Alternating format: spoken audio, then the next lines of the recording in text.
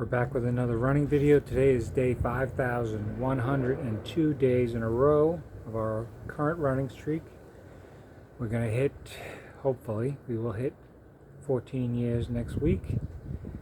And then we'll move on and try to hit 15 years because that's our goal. I had to get new running shoes.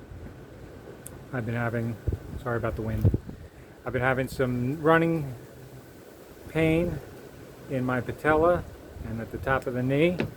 This is where I get pain. Patella. That's where my body manifests knee pain, and then I know it's time to get new running shoes. I go through running shoes about every 3 months. I use Nikes. I've been running in Nikes since the 70s. I ran in Nike waffle trainers in 1979, whenever they came out. I've been through all of them. Adidas, I ran in the Oregons, I ran in Reeboks, I ran in Pumas, Pony, all of them, and most of them are crap.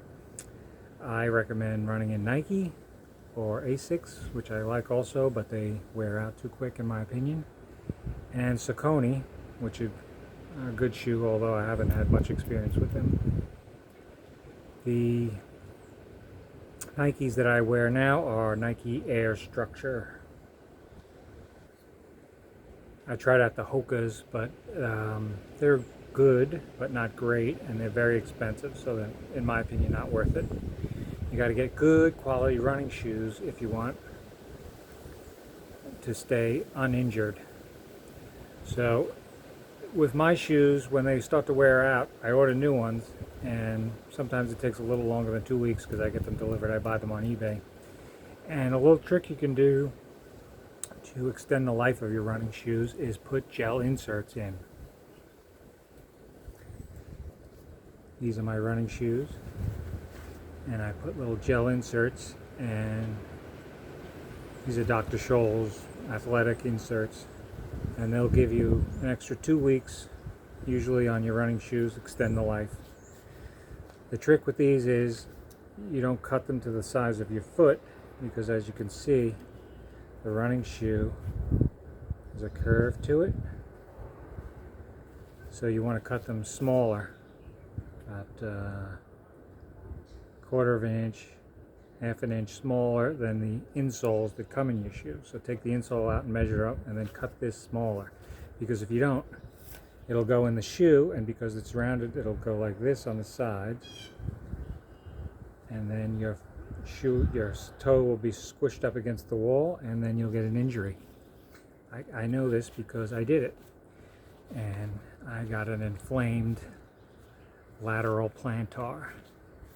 So you don't want that because it's excruciatingly painful, and it took a long time for that to work itself out.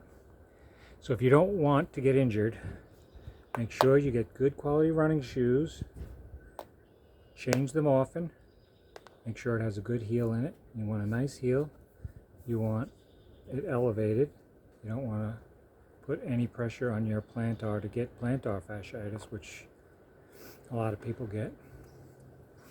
And you want something that you're not going to feel the road in. A lot of these shoes, they make them lightweight, and you feel every bump and you feel the road under you, and that's not good. You also want to run on grass as much as possible. Do not run on concrete if you don't want to get hurt. There's a couple of different kinds of hurt you can get.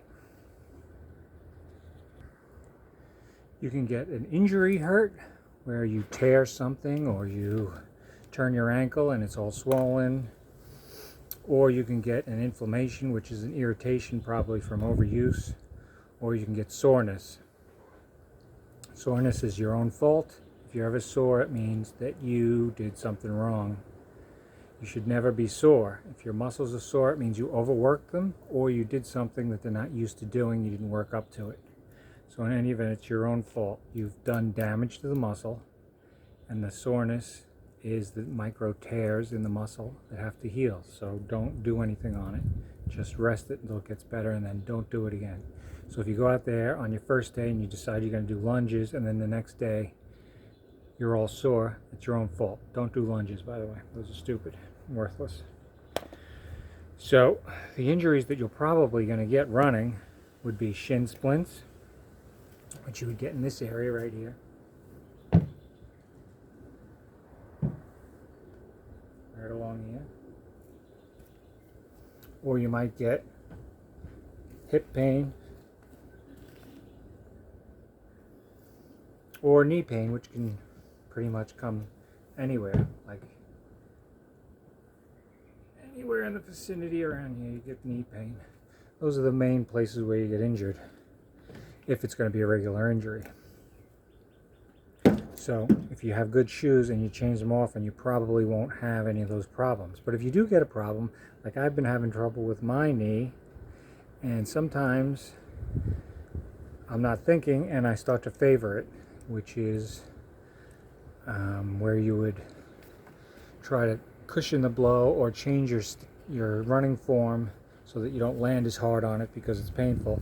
And then all that does is change your form, your running form, and then it results in another injury. And the injury I started to feel was a little twinge in my hip because I'm running differently, because I'm trying to protect the sore knee, and then what ends up happening is you hurt the opposite hip because you're running wrong. So don't do that. Don't tighten up when you're trying to protect an injury. Just run slower, run looser, if at all possible. So to recap, for the people who are asking me about running injuries, run in new shoes that are high quality shoes, not crap, like Reeboks.